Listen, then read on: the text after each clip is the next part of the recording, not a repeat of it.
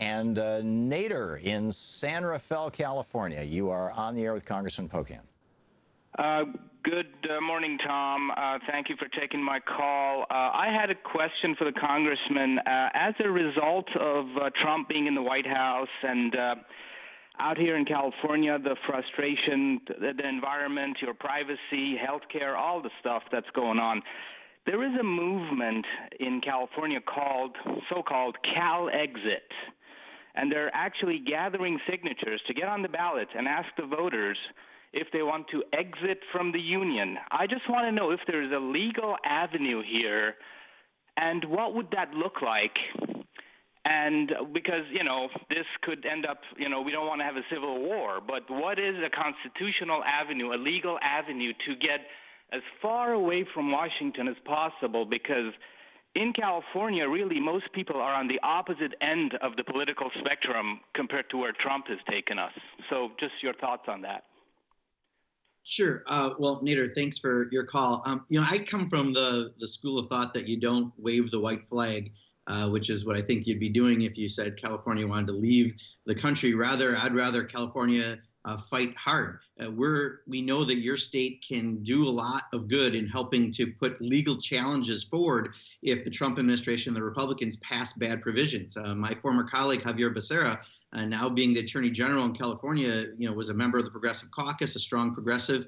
I'm looking forward to him doing legal challenges with the support of your state government to stop things for the rest of the country. At the same time, you can continue to do progressive policy in your local communities in your state that can be examples for all of us once we get through this nightmare, which I hope is 2018, if not sooner, if something else occurs where Donald Trump isn't in the White House. So don't wave the white flag. I understand why people get frustrated, but we need California to do a lot of the things that are going to be helpful for the entire country, and progressives really are going to rely on the work that your state government and local governments are doing.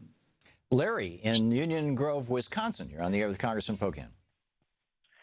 Hi, Mark. Hey, how you doing, Larry? Hi, good. Larry Zamba here. Hey, got a question for you, Mark. Give us some hope. Are you going to run for governor? Larry, appreciate the question, but we're going to have multiple candidates, I think, back in Wisconsin. Scott Walker, who desperately wanted to be president and still wants to be president, or whatever high-ranking dominant emperor. Position. He wants to be emperor. He love emperor, but they just haven't asked for his application yet. He is up in 2018, and he's never gotten above 45% support in the polls since all of his presidential runs. And I think, he's in a good position to lose in Wisconsin. If we can get a Democrat elected as governor, it's right before redistricting. We know how important all that is around the country. But we need to stop some of the bleeding that he's caused in our state. We have the fourth worst roads in the country, about dead last in entrepreneurship, lowest job growth in the Midwest. Schools are losing a third of teachers in a given year. We have some schools that are doing that because of the policies he's done affecting teachers and how you fund schools. We got a lot of bad stuff happening in a state that was the home of Fighting Bob LaFollette and Gaylord Nelson and a lot of other really strong progressives, Russ Feingold, and of course our own Tammy Baldwin. So Larry, we're going to have a candidate. I'm very fortunate to have recently got on Appropriations Committee. I've, to get on one of the exclusive committees and to be in leadership of the Progressive Caucus. I love the fight I'm doing, and I want to continue doing it. But we got to take Wisconsin back, and we're going to need everyone who turned out at those rallies the day after inauguration to be active in the political process in order to see that happen. Amen. And Congressman, keep doing this show, and instead of asking you to run for governor, they'll be asking you to run for president. I've seen it happen. Max in Napa, California. Hey, Max, you're on the air with Congressman Pocan. Yes.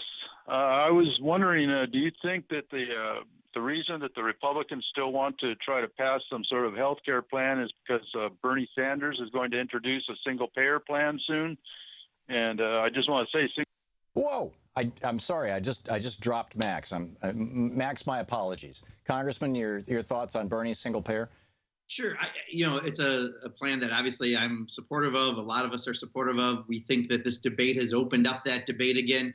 But the reason that they're still at it is because they really want to give a tax break to the wealthiest in this country, and they really want to change to make healthcare decisions back in the hands of insurance companies because they don't believe that individuals should have that as a right. So as they keep that fight up, we're going to keep talking about things like single payer, Medicare for all. The public option is one of the ways to enhance the Affordable Care Act, but they certainly don't do themselves any favors when their proposal had 17% support, and Paul Ryan, who supposedly is a policy wonk, instead, had a big thud last week with a big failure of Trump Care. But they're going to keep pushing. When I asked Secretary Price today, he wouldn't answer the question because they're going to keep pushing something. And the only way they can get it passed through the Tea Party is to make it even worse, if that's possible. So maybe they're going for single-digit support before they pass it. We have a little less than a minute till the break, so I'm going to preempt my callers because there's really not time to put one on right now. Although we'll pick them up on the other side of the break. But there has been some talk, and it seems to me it's just fantasy football kind of stuff. But who knows? That Donald Trump supported single payer back in the 80s and 90s. He knows what it is. That if he were to go to the Democrats and say, okay, screw this stuff, let's do single payer. I want to be as popular as Tommy Douglas is in Canada. I want to be the most beloved man in America. And I can peel off 30 or 40 Republicans in the House and 2 or 3 senators from the Republicans. And if I can get all the Democrats, we can do this thing. Any possibility at all, or is that just total crazy talk?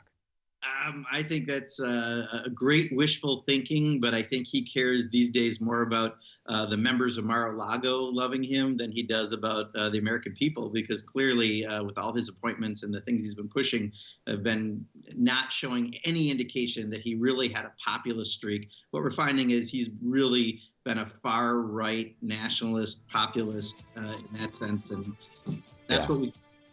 So much for my fantasy football. Okay, Congressman Mark Pocan on the line with us, taking your calls for the hour. We'll be back with more of your calls for the Congressman right after this. Stick around.